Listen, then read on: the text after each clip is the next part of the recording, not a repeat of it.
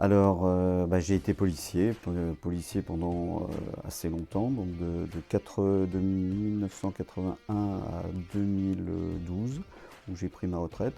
J'ai été en police judiciaire. J'ai travaillé d'abord à la police judiciaire de Versailles, où j'étais dans un groupe chargé d'enquête criminelle, c'est-à-dire la plupart du temps sur des meurtres, ou des grands homicides.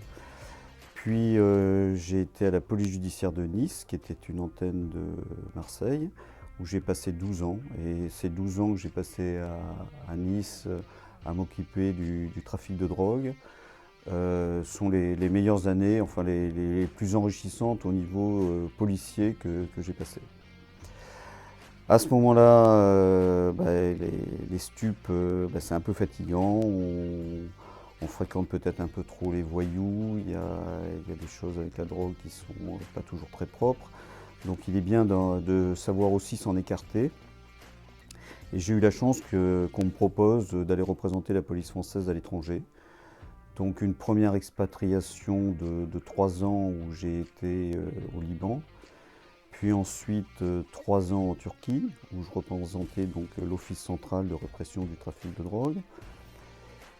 Et puis au bout de 6 ans passés à l'étranger, il faut rentrer, donc je suis rentré et j'ai été pendant un an et demi à la police judiciaire de Grenoble, où là j'étais chef d'une section criminelle qui s'occupait aussi bien du grand banditisme, des braquages, vols à main armée, que des meurtres, que du trafic de drogue.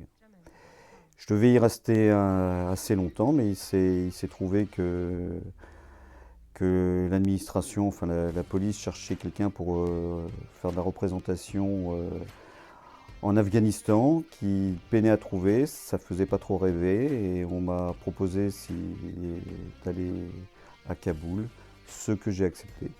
Et je me suis retrouvé à Kaboul pendant 4 ans et demi. 4 ans et demi qui ont été très riches là, en événements, puisque c'est à cette époque-là qu'il y a eu beaucoup d'enlèvements, il y a eu beaucoup d'attentats qui sont passés pendant le temps où j'étais là-bas.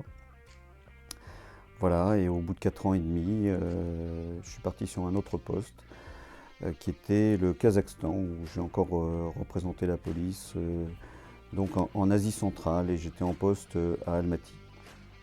Alors ce rôle consistait en Afghanistan comme en Asie centrale, aussi bien à travailler sur la recherche au niveau investigation de crimes en amont que de mettre en place des plans de formation, de former la police locale. Et puis voilà, tout ça, ça nous amène en 2012. 2012, je prends ma retraite. Et ma femme, que j'avais connue en Afghanistan, avait un poste, elle, en Cisjordanie. Donc, retraitée, je l'ai rejoint en Cisjordanie, où j'ai passé avec elle 4 ans. Tout ça aussi, ça donne matière à avoir envie d'écrire. Ensuite, qu'est-ce qu'on a fait? On est revenu en France pendant 2 ans, et puis on est encore reparti pendant 4 ans au Cameroun. Et voilà, le dernier poste était donc le Cameroun.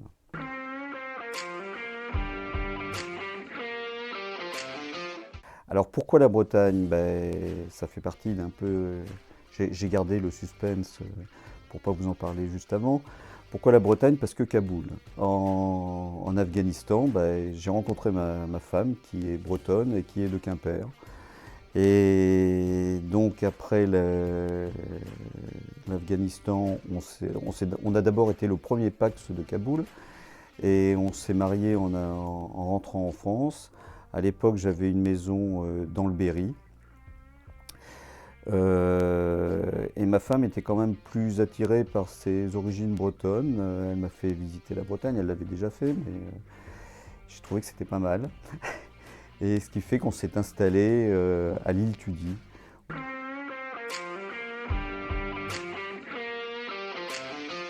Parce que l'île Tudy, où vit Jean Fayère, que j'ai eu la chance de rencontrer.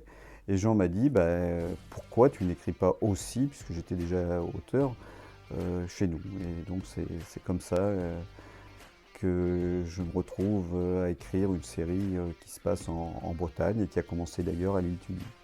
Voilà.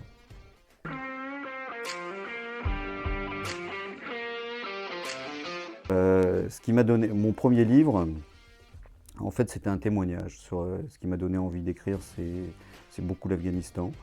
J'avais envie de témoigner sur le temps que j'avais passé à Kaboul et j'ai écrit un long témoignage là-dessus qui était plutôt destiné à ma fille, enfin à des proches. Hein. J'avais pas dans l'idée de publier.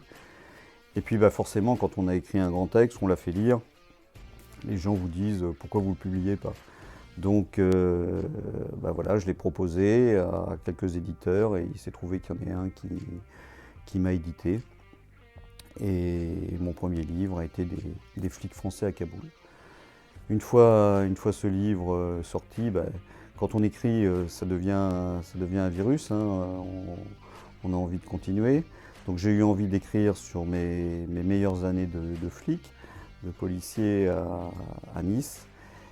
Et là, bah, tout de suite, je me suis heurté à un problème en me disant les policiers sont toujours en activité, les voyous aussi. Ça va être quand même un peu compliqué d'écrire là-dessus. Et donc j'ai écrit une fiction qui relatait, en fait, qui était une collection de souvenirs d'enquête. Et puis avec ça, j'avais des personnages que j'ai continué à faire vivre. Et puis voilà, j'en suis maintenant à une vingtaine de livres sortis.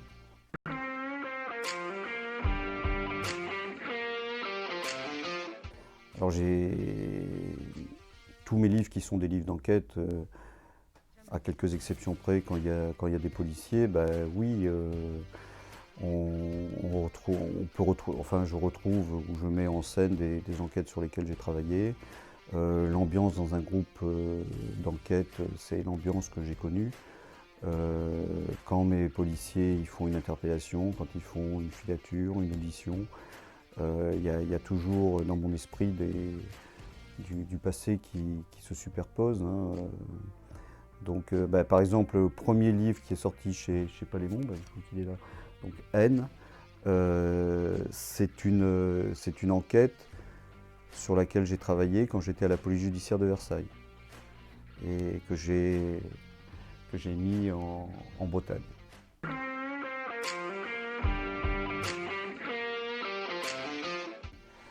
Mortel déclic, qui sera donc mon prochain ouvrage. Alors, Mortel déclic, c'est un peu une suite de Mortel trafic, qui est un livre pour lequel j'ai obtenu le prix du Quai des Orfèvres. Un livre qui a été, dont j'ai la chance, qui m'amène beaucoup de bonheur, puisqu'il vient d'être adapté, il vient d'être tourné par Olivier Marchal, et l'adaptation sortira, je ne sais pas la date exacte, mais c'est prévu entre mi-septembre et mi-octobre sur Amazon Prime. Donc Mortel déclic, on va y retrouver des personnages qui sont dans Mortel trafic. L'un des personnages du livre initial est en prison et il en a assez d'être en prison, il veut s'échapper et il va réussir. Disons que parallèlement, il y a un groupe de 3 jeunes qui sont à Saint-Malo qui font des casses de villas. Ils ont la chance que l'un d'entre eux est un hacker et il a réussi à déconnecter les systèmes de sécurité des maisons qui vont piller. Et pas de chance, pas de bol pour eux, ils vont aller piller une maison de voyous.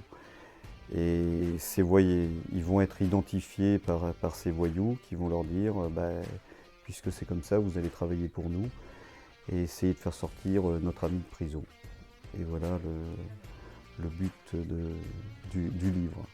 On va retrouver le milieu carcéral, une grande partie se passera à Saint-Malo, mais pas que, puisque la moitié du livre est aussi à Toulouse où est incarcéré le personnage principal, et également sur Perpignan et dans les Pyrénées-Orientales.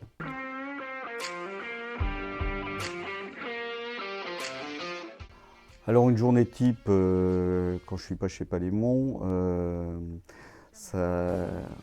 en général, le matin, j'essaye de faire du sport. Soit je vais courir, soit je vais jouer au golf. Et l'après-midi, je me mets devant mon bureau et j'écris jusqu'au soir. Je ne suis pas comme ces auteurs qui disent écrire à 2 heures du matin. Moi, je dors. Et le soir, je me couche assez tôt. Voilà.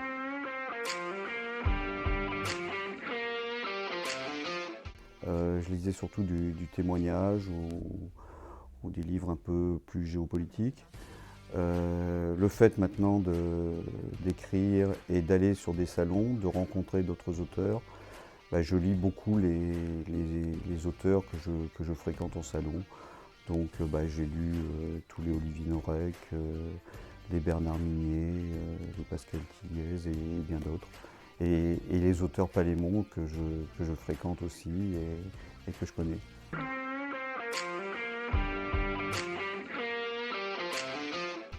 Je trouve que ça sonne mieux, la Commandant, j'aime bien. Mais j'ai pas pris l'habitude de féminiser mes grades. Je suis resté à l'ancienne. Voilà.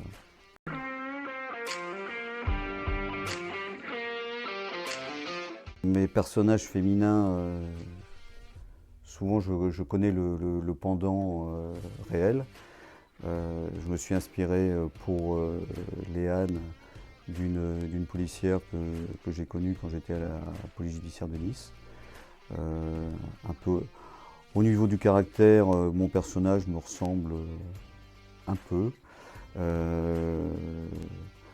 Voilà. La médecin légiste, c'est pareil. Je suis très inspiré par la médecin légiste de Brest, que j'ai eu la chance de rencontrer et avec qui je suis en contact dès que j'ai besoin de renseignements sur les autopsies, les meurtres.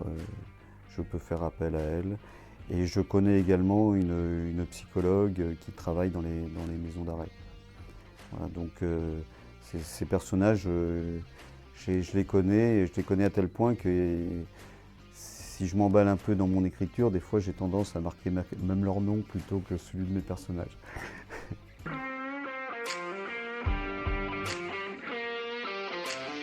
C'est des contacts, les contacts policiers, je continue d'en avoir puisque je suis un ancien policier, je suis resté en PJ, donc ça, il n'y a pas de souci. Le contact avec la médecin légiste, quand on n'est plus en activité, j'aurais peut-être peiné un peu, mais là, c'est pareil, c'est l'écriture qui m'a amené à ça. Quand j'ai obtenu le prix du Quai des Orfèvres, donc qui est un livre qui est toujours bien vendu, qui a pas mal de publicité, et il se trouve que sur un des premiers salons où je le vendais, dans la région, le chef de la PJ de Brest est venu sur le salon, s'est présenté à moi, et il a acheté 10 bouquins d'un coup pour en offrir, dont un qu'il a offert à la médecin légiste de Brest, qui est une passionnée de polar, et qui m'a contacté, que j'ai rencontré après. Et ça m'a permis aussi, donc, ce collègue, commandant de police comme moi, on a évidemment sympathisé, et j'ai visité les locaux de la PJ de Brest, donc je connais. Par mon passé, donc j'ai aussi pris contact avec les chefs au-dessus qui sont à Rennes, et je suis également allé visiter les locaux de Rennes, je sais comment ça fonctionne. Donc tout ce dont je parle, un policier peut se retrouver dans l'ambiance et le décor. Et il faut que le lecteur le sache, ce que je parle au niveau police et administration, on est dans le réel.